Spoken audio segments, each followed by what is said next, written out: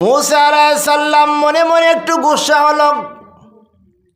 আল্লাহর কাছে বললাম, আল্লাহ শান্তির ব্যবস্থা করিয়া দেন। আল্লাহ আমার দোয়া কবুল করলো, শান্তিও দিয়ে দিল। কিন্তু বান্দা দুনিয়ায় নাই, কেমন শান্তি দিল? মুসা আলাইহিস সালাম পুনরায় আবার তুর পাহাড়ে গিয়ে আল্লাহকে ডাক দেখায়, আল্লাহ, আপনার বান্দার ব্যাপারে আপনার কাছে শান্তির দরখাস্ত করলাম, মঞ্জুর করলেন, কিন্তু আপনার বান্দা দুনিয়ায় নাই। আল্লাহ ডাক দেখায়, মুসা রে, আমি তো আগেই বলেছিলাম দুনিয়া শান্তির জায়গা না। আর তোমার দোয়া আমি কবুল করিয়া বান্দাকে এমন শান্তির ব্যবস্থা করে দিলাম, দুনিয়ায় যদি তার জন্য বিল্ডিংয়ের ব্যবস্থা করে দিতাম, দুনিয়ায় যদি তার টাকা পয়সার মালিক বানাই দিতাম, কিন্তু তত শান্তি হতো না। আর আমি আল্লাহ তো এমন দয়ার মালিক, ও মুসা, তোমার দোয়া মঞ্জুর করিয়া আমি আল্লাহ তাআলা তাকে চিরস্থায়ী জান্নাতের সুখ শান্তি দান করে দিলাম। ও পয়গম্বর মুসা, দুনিয়ার শান্তি দিয়া তোমার মর্যাদাতে আমি আল্লাহ ছোট করতে চাই না। তোমার দোয়া কবুল করিয়া তাকে চিরস্থায়ী জান্নাতের মেহমান বানায়া তোমার মর্যাদার উঁচু করে দিলাম। ও মুসা, দুনিয়াটা শান্তির জায়গা না, দুনিয়া হলো শান্তি কামাই করার জায়গা। তাহলে দুনিয়াটা হলো কি? শান্তি কামাই করার জায়গা। এখন আল্লাহর বিধান হলো মুসলমানের জন্য 5 ওয়াক্ত নামাজ, রমজান মাসের রোজা, মালদার হলে মালের যাকাত, বিবিকে পর্দায় রাখা, মেয়েকে পর্দায় রাখা, সৎ ব্যবহার করা, মালে ভেজাল দেওয়া যাবে না, নিজের জমি বড় বানানোর জন্য পরের জমির ভিতরে আল ঠেলা যাবে না, জুলুম করা যাবে না, অত্যাচার করা যাবে না, সুদ খাওয়া যাবে না, ঘুষ খাওয়া যাবে না, অপরের উপর অনার্থকভাবে প্রহার করা যাবে না। কি বলেন, যাবে নাকি? আমার আল্লাহ বলে, বান্দারে, দুনিয়ায় সামান্য একটু সময় দিয়ে তোদেরকে আমি পাঠাইলাম। বান্দা, কে কত আমার হুকুম মাইনে আসতে পারো, কে কত আমার বিধান গুণে মানতে পারো, কে কত আমার নবীর তরিকায় অনুযায়ী চলতে পারো, আমি আল্লাহ রাব্বুল আলামিন তার আমলের উপর নির্ভর করে তার জান্নাতকে সৌন্দর্য করে দিব। জান্নাতে যেতে হলে দুনিয়া একটু কষ্ট করতে হবে, আমার আল্লাহর হুকুম মানতে হবে নবীর তরিকায়। কি বলেন, ঠিক কি ঠিক না? এজন্য দুনিয়া একটু মুজাহাদা করতে হবে, কষ্ট স্বীকার করতে হবে, ত্যাগ স্বীকার করতে হবে। হযরত আবু বকর সিদ্দিক রাদিয়াল্লাহু তাআলা আনহু, আল্লাহর নবী মুহাম্মদুর রাসূলুল্লাহ সাল্লাল্লাহু আলাইহি ওয়াসাল্লাম তখন পর্যন্ত নবুয়তের দায়িত্ব হয় নাই। নবী হওয়ার আগের ঘটনা, হযরত আবু বকর মক্কা থেকে ব্যবসার জন্য শাম দেশে গেছেন। শাম দেশে যাওয়ার পর হযরত আবু বকর স্বপ্নে দেখলেন। স্বপ্নে দেখার পর রাত্রে এত অস্থিরতা, এত পেরেশানি, আবু বকরের ঘুম ভেঙে যাওয়ার পর আর ঘুম হয় না। সময় যত বাড়ে পেরেশানি তত বাড়ে। কি স্বপ্ন দেখলাম? সকালবেলা মুখ হাত ধুয়ে ফ্রেশ হয়ে রাস্তায় বাইরে হয়ে গেল। এই শাম দেশে স্বপ্নের তাবিজ, স্বপ্নের ব্যাখ্যা কে করতে পারে? এমন একজন লোকের সন্ধান করতেছেন। কেহ বলল, অমুক এলাকায় এমন এক পণ্ডিত আছে, ইহুদি এক পণ্ডিত। ওই পণ্ডিত স্বপ্নের ব্যাখ্যা সুন্দরভাবে বলতে পারে, তুমি তার কাছে যাও। তার কাছে গেলে তোমার স্বপ্নের ব্যাখ্যাটা সুন্দরভাবে বলে দিবে। হযরত আবু বকর দৌড়ায় ওই ইহুদির কাছে যায়, বলে ভাই আমি একটা স্বপ্নে দেখছি, স্বপ্নের ব্যাখ্যাটা আমার জানার অতি প্রয়োজন, অতি দরকার। কয় কি স্বপ্নে দেখছো? কয় আমি এই স্বপ্নে দেখছি। স্বপ্নের কথা শোনার পর ইহুদি চমকে উঠল, হায় হায়, এটা তো সাংঘাতিক স্বপ্ন, সাধারণ কোনো স্বপ্ন না। স্বপ্নের কথা শোনার পর বলে, কি তোমার নাম, বাড়ি কোথায়, তোমার পেশা কি? বলে আমার নাম আবু বকর, আমার ঠিকানা মক্কায়। কয় তাই নাকি? কয় তুমি যে স্বপ্নে দেখছো এটা সাংঘাতিক স্বপ্ন, সাধারণ কোনো স্বপ্ন না।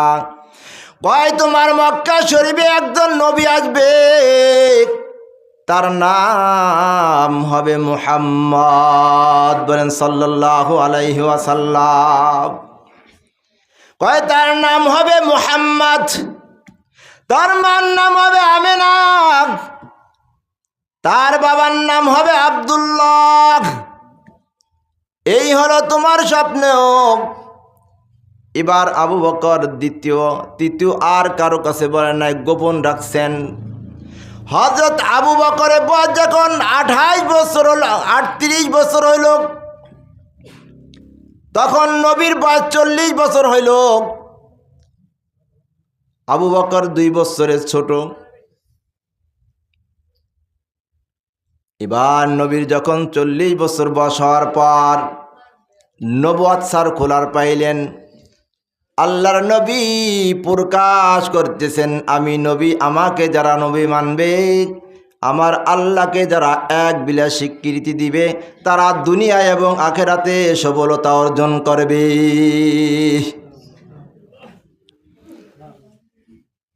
এই আওয়াজটা আবু জাহেল, উতবা, সাইবা সবার কানে কানে পৌঁছে গেছে, আবু বকর পর্যন্ত পৌঁছে গেছে।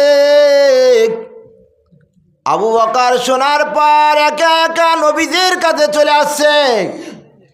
আল্লাহর নবীর কাছে এসে বলতেছে, ও মুহাম্মদ সাল্লাল্লাহু আলাইহি ওয়াসাল্লাম, আপনি যে নবুয়তের দায়িত্ব পাইছেন, আপনি বলতেছেন আমি নবী, আমি নবী। এই নবী শুধু মুগ্ধা বললে হবে না, এই নবুয়তি টিকাইতে হলে অনেক গুণা দলিল লাগবে, অনেক গুণা শর্ত লাগবে। আপনার কাছে কোনো দলিল আসেনি, কোনো প্রমাণ আসেনি, কোনো ডকুমেন্ট আসেনি। এবার নবী আমার বলে, আবু বকর, আমি মুহাম্মদ সাল্লাল্লাহু আলাইহি ওয়াসাল্লাম কোনোদিন মিথ্যা বলছিনি। কয় না, কোনোদিন মানুষকে ধোঁকা দিছেনি, বলে না, আমানতের খেয়ানত করছিনি, বলে না, সব কিছু ঠিক আছে, কিন্তু নবুয়ত সাধারণ জিনিস নয়। এবার আল্লাহর নবী বলতেছেন, আবু বকর, আমার নবুয়তের পক্ষের দলিল হলো তোমার পাওয়া সামদেশের স্বপ্ন। যেই স্বপ্নের কথা এখন পর্যন্ত তৃতীয় আর কারো কাছে বলো নাই, তোমার এই স্বপ্নে আমি নবুয়তের পক্ষের দলিল। এই কথা শোনার পর হযরত আবু বকর আল্লাহর নবীকে বুকের সাথে জড়াই নিয়ে আল্লাহর নবীর কপাল মুবারকে চুমো খায় আর বলে, বন্ধু, আল্লাহ তোমার মর্যাদা আরো বুলন্দ করে দেখ, আরো সম্মান আরো বাড়াইয়া দেখ, বলেন সুবহানাল্লাহ। এই হলো হযরতে আবু বকর মুসলমান হয়ে গেলেন। আবু বকর পুরুষদের মধ্যে আগে মুসলমান হয়ে গেলেন। এই আবু বকরের দাম কত? আবু বকর যখন একা একা হাঁটতেন, এই ঘাসকে বলতেন, হারে ঘাস, আমি যদি ঘাস হইতাম, ভেড়া, বকরি, দুম্বা, উঠে খাইয়া পায়খানা করে দিত, ফেলে দিত, আমার আর কিয়ামতের ময়দানে আল্লাহর আদালতে দাঁড়াইতে হইতো না। এত দামি আবু বকর কান্দে কবরের ফিকিরে, কি অবস্থা হবে আমার, কি হবে কবরে। আপনি তো 2-4 রাকাত নফল পড়ে মনে করি বিশাল কিছু হয়ে গেছি, বিডা হয়ে গেছি। একটু কোরআন শরীফ পড়েই মনে করি আমার আমলনামা অনেক বেশি হয়ে গেছে, আমি জান্নাতি 1 নম্বর প্যাসেঞ্জার হয়ে গেছি। না রে বাবা, এত সহজ না। আপনি নামাজ পড়তেছেন, আপনার বিবি নামাজ পড়তেছে না। আপনি পড়তেছেন, আপনার বিবি নামাজ পড়তেছে, আপনার সন্তান নামাজ পড়তেছে না। ওই সন্তান কিয়ামতের ময়দানে আপনার ব্যাপারে মামলা দায়ের করে দিবে। বলবে আল্লাহ, নামাজ না পড়ার কারণ হলো আমার বাবা আমার মা। আমার বাবা আর আমার মা যদি আমাদের দিলের ভিতরে কোরআন ঢুকাইয়া দিত, হাদিস ঢুকাইয়া দিত, তাহলে আল্লাহ তোমাকে চিনতাম, আল্লাহ তোমার ইবাদত করে জান্নাতি হতাম। ওই যে আমার মা বাপ জান্নাতের দিকে দৌড়ায়, আল্লাহ আমার মা বাবাকে তাড়াতাড়ি ফিরাও। আমার জাহান্নামের যাওয়ার 1 নম্বর কারণ হলো আমার বাবা আর আমার মা। পারবেন না জান্নাতে যেতে, আপনার সন্তান আপনাকে নিয়ে জাহান্নামে যাবে। এজন্য বাবার আমার, সন্তানের দিলের ভিতরে আগে কোরআন ঢুকান, হাদিস ঢুকান। ওই সন্তান আপনার জন্য দোয়া করবে নামাজ পড়ে, রব্বির হামহুমা কামা রব্বায়ানি সগীরা। ওই সন্তান আপনার জন্য দোয়া করবে। আমার আল্লাহ পাক রব্বুল আলামিন কোরআনে পাকের মধ্যে বলেন, ইয়া আইয়ুহাল্লাযীনা আমানুত্তাকুল্লাহ হাক্কা তুকাতিহি ওয়া লা তামুতুন্না ইল্লা ওয়া আনতুম মুসলিমুন। আল্লাহ পাক রব্বুল আলামিন বলেন, হে ঈমানদাররা, তোমরা যারা আমি আল্লাহ আমাকে বিশ্বাস করেছো, আমি আল্লাহ আমার প্রতি ঈমান এনেছো, আমি আল্লাহ আমাকে যথাযথভাবে ভয় করো, ভয় করার মতো ভয় করো। আমি আল্লাহ তোমাদেরকে সামনে হুঁশিয়ারি দিলাম, ওয়ালা তামুতুন্না ইল্লা ওয়া আনতুম মুসলিমুন।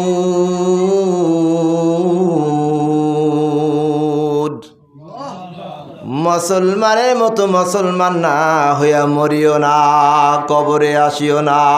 কবর কিন্তু সাংঘাতিক একটা অপরিচিত ঘর, যেই ঘরে সাথী নাই বাতি নাই, যেই ঘরের মধ্যে জাহান্নামের আগুনের গর্ত, যেই ঘরের মধ্যে সাপ বিছু পোকামাকড়ের ঘর।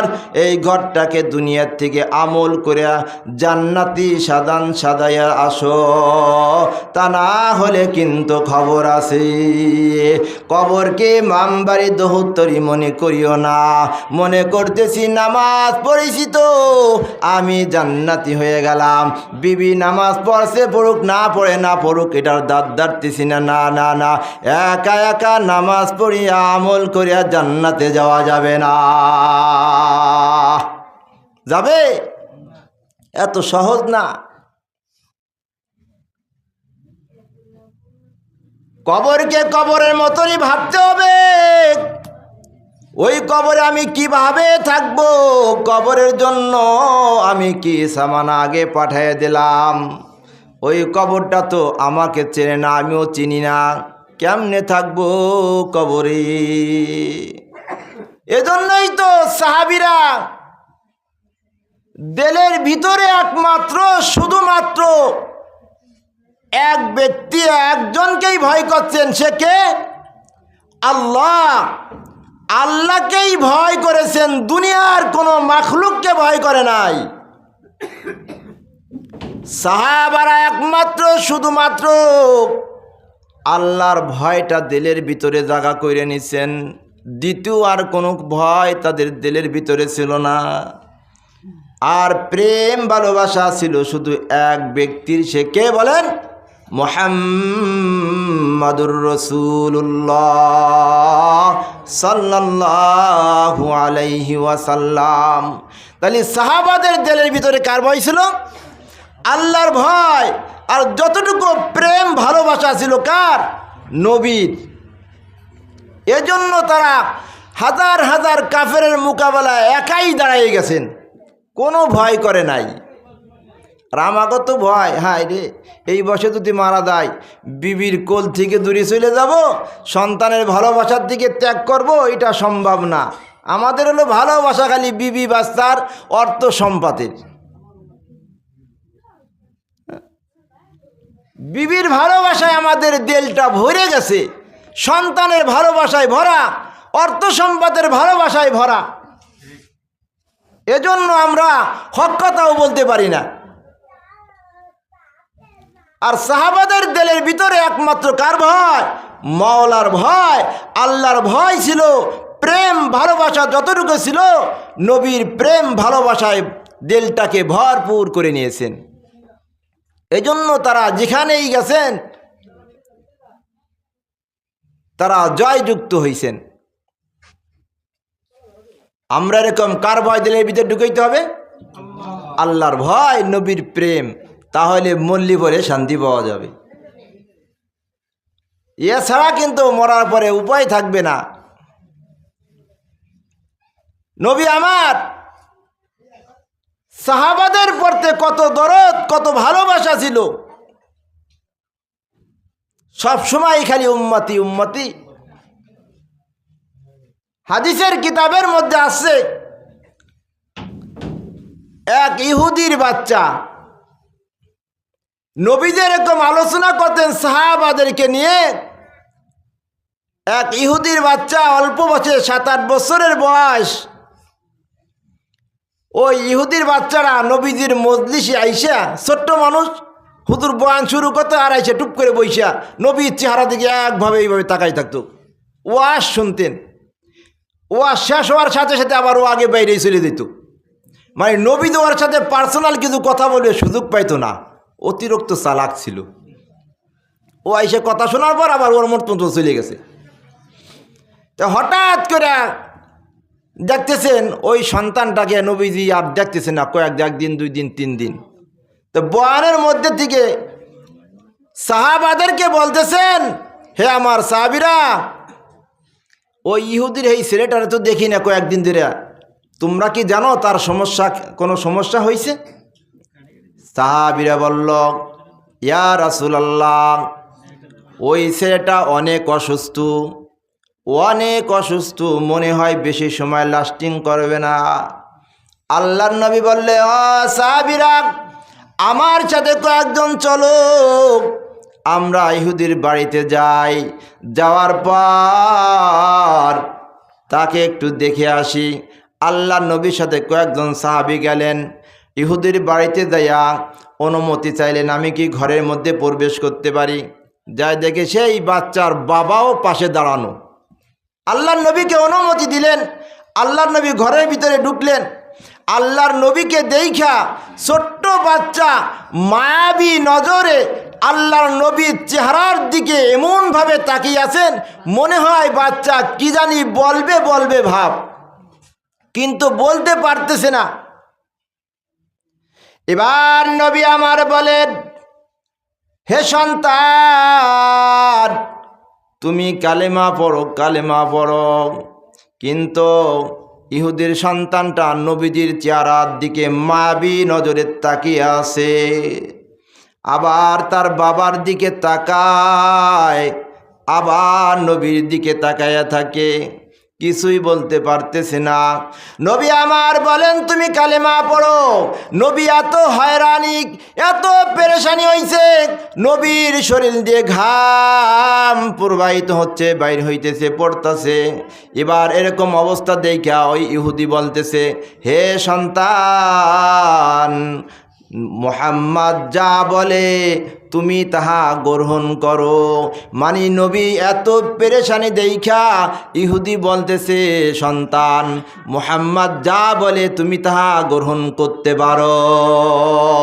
এবার নবী আমার বলে, তুমি বলো লা ইলাহা ইল্লাল্লাহ, লা ইলাহা ইল্লাল্লাহ লা ইলাহা ইল্লাল্লাহু মুহাম্মাদুর রাসূলুল্লাহ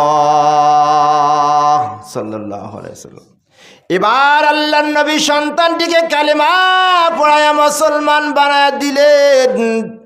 কালেমা পড়ার কিছু সময় পর দুনিয়ার থেকে চিরতরে বিদায় নিয়ে যায়। আর নবী আমনি বলে আলহামদুলিল্লাহ। সাহাবারা বললেন, ইয়া রাসূলুল্লাহ, ছেলেটা মারা গেল, আপনি আলহামদুলিল্লাহ বললেন। কয় সাহাবীরা, সন্তানটা চিরদিনের জন্য জাহান্নাম থেকে বেঁচে গেল, চিরদিনের জন্য জান্নাতি মানুষ হয়ে গেল। এই জন্য আমি শুকরিয়া আদায় করলাম, আমি আমার একটা উম্মত বানাইতে পারলাম, আর আমি তাকে জাহান্নাম থেকে বাঁচাইয়া দিলাম। ঈমান আনার পর মারা গেছে, জান্নাতি না জাহান্নামী? জান্নাতি। আমি তাকে জাহান্নাম থেকে চিরতরে মুক্তি দিয়াইতে পারলাম, আর চিরস্থায়ী জান্নাতি মানুষ বানাইতে পারলাম। এজন্য আমি শুকরিয়া আদায় করলাম আল্লাহ পাকের দরবারে। দেখেন নবী কত দরদি। ইহুদির বাচ্চার জন্য অসুস্থ, ছুটে গেছেন নবীজি।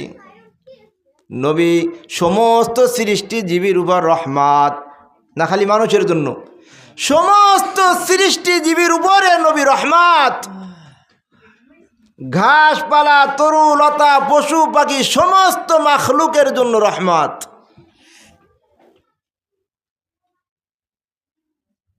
আর কত নাস্তিকের বাচ্চারা নবীকে নিয়ে কটূক্তি করে, মুসলমান তার জবাব দিতেও ভয় পায়।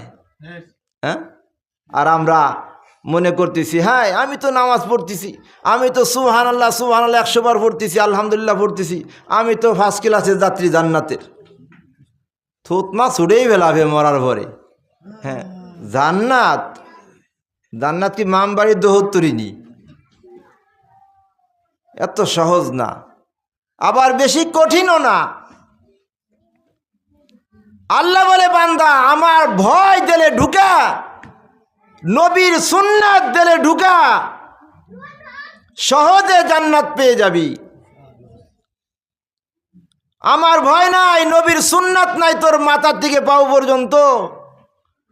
আমি পুরুষের জন্য দিছি দাড়ি, আর ওরা দাড়ি কাইটা শেভ করে মহিলা সাজে। হ্যাঁ, নবী আমার বলে, উম্মাত দাড়িতে খুর লাগাও, আর দাড়ি পেঁয়াজের গোয়ার মতো রাখো।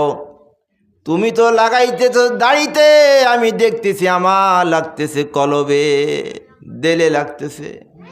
নবীকে কষ্ট দিয়া জান্নাতে যাবা এত সহজ নাকি? এত সহজ?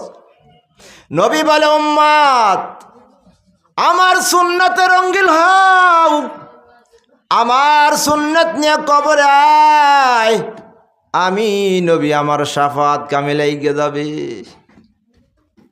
আমার সুন্নাত তোর দেহের ভিতরে বসা, মাথায় টুপি উঠা, মুখে দাড়ি লাগা, দাড়ি উঠা, দাড়ি ছাটিস না কাটিস না, ওইভাবে যতটুকু রাখার সুন্নাত ততটুকু রাখ, তার কম করিস না। লম্বা জামা গাই দে, না দিয়ে উপায় নাই। এমন একদিন তোর গাই দিতে হবে, প্যাকেট কইরা দিবে, ওই দিন গাই দিলে কাজ হবে না। কাজ হওয়ার আগে তোরা লম্বা জামা গাই দি। হ্যাঁ, সাদা কাপড় তো একদিন পরতেই হবে, তার আগে আমাদের পড়তে হবে। কি বলেন, ঠিক কি ঠিক না? প্যাকেট হওয়ার আগে। আল্লাহ তাই বলেন, ইন্না বাতশা রাব্বিকা লাশাদীদ। হে বান্দা, আমার ধরা কিন্তু শক্ত ধরা। আমার ধরার আগে আমার কাছে আত্মসমর্পণ কর, আমার কাছে ধরা দে। আমি ধরার পরে ধরা দিলে আর কাজ হবে না।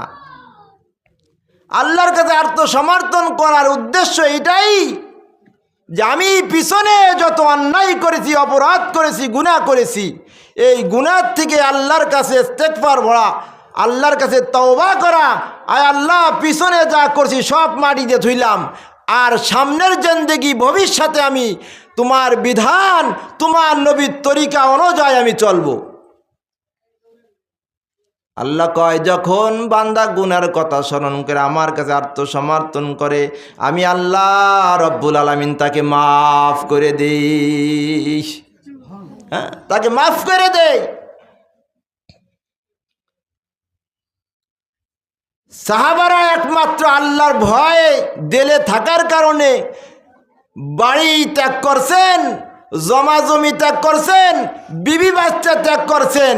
বলেন, মক্কার থেকে হিজরত করে নবীজি যখন মদিনায় চলে গেলেন, মক্কা থেকে হিজরত করে যখন নবীজি মদিনায় চলে গেলেন, তখন সাহাবীরা হাজার হাজার কোটি টাকারও মালিক, লক্ষ লক্ষ টাকার মালিক, ভালো বাড়ির মালিক, সব লাথি মেরে ফেলে নবীর প্রেম ভালোবাসায় মক্কার বাড়ি থুয়া, অর্থ সম্পদ থুয়া, খালি হাত পাও নিয়ে নবীজির কাছে মদিনায় চলে গেছেন। কিসের জন্য? শুধু প্রেম ভালোবাসার জন্য। ভালোবাসা না থাকলে এরকম হতো না। তো এক সাহাবী তার 7 বছরে একটা সন্তান, আর এই সন্তানের মা শৈশবকালেই মারা গেছে। মায়ের ভালোবাসা সন্তানে বেশি দিন ভোগ করতে পারে নাই। সন্তানের বয়স যখন 7 বছর হলো, ওই সন্তানের বাবার সাথে হিজরত করে পলায়া মক্কা থেকে মদিনায় চলে গেলেন। মদিনায় পৌঁছেইছেন, ইতিমধ্যেই জিহাদের ডাক এসে গেছে। সাহাবী কি করলেন? দেখতেছেন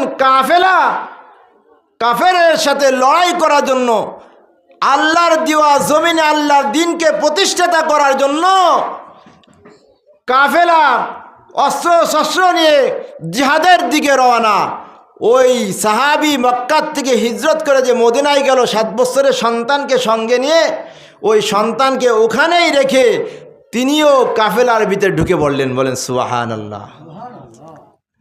একটু ভাবলেন না, 7 বছরের সন্তানটা নাই, মা মদিনায় কাউকে চেনে না, এই সন্তানটাকে কে দেখাশোনা করবে, কে এর লালন পালন করবে? আমি তো এর কমপক্ষে কারো হাতে দিয়ে দেয়, তাও দেন নাই। ওই রাস্তায় ওখানে তুই কাফেলার ভিতরে ঢুকে জিহাদের ময়দানে চলে গেছেন। আমি আপনি এলি পারতাম না? হ্যাঁ, কিসের কারণে গেছে জানেন? দিলের ভিতর আমার আল্লাহর ভয়, দিলের ভিতর আমার নবীর প্রেম ভালোবাসা। মক্কা থেকে হিজরত করে যাওয়ার পর, মদিনায় পৌঁছানোর পর, ওই 7 বছরের সন্তানটাকে ওই রাস্তার উপরে রেখে কাফেরের সাথে লড়াই করার জন্য জিহাদের ময়দানে চলে যায়। একটু ভাবলেন না সন্তানকে দেখে দেখাশোনা করবে? আল্লাহকে আস্তে, আল্লাহর আস্তে সন্তানকে রেখে চলে যায়। এবার যুদ্ধের ময়দানে কাফেরের সাথে লড়াই চলতেছে। এক পর্যায়ে আল্লাহর বান্দা ওই সাহাবী শহীদ হয়ে গেছেন। যখন যুদ্ধের ময়দান শেষ হয়ে গেল, কাফেররা ময়দান থেকে ভাগিয়া গেল, যুদ্ধ যখন সমাপ্ত হয়ে গেল, তখন কাফেলা মদিনার দিকে আসবে। বাড়িতে সংবাদ পৌঁছে গেল, সাহাবীরা যুদ্ধের ময়দান থেকে বাড়ির দিকে আসতেছে। ছোট্ট ছোট বাচ্চারা, পরিবারের লোকজন যারা বাড়িতে ছিল, তারা স্বাগতম জানানোর জন্য রাস্তায় বাইর হয়ে গেছে। কেউ বলতেছে আমার বাবা যুদ্ধের ময়দান থেকে বাড়িতে আসবে, আমার বড় ভাই বাড়িতে আসবে, কে বলতেছে আমার স্বামী আসবে। বন্ধুরা আমার, আস্তে আস্তে সকলের সন্তানকে কোলে নিয়ে চুমো খায়, ভালোবাসা দেয়। আর বাড়ির ভিতরে প্রবেশ করে বাড়ির ভিতরে ঢোকে। এক এক করতে করতে সকল সাহাবীরা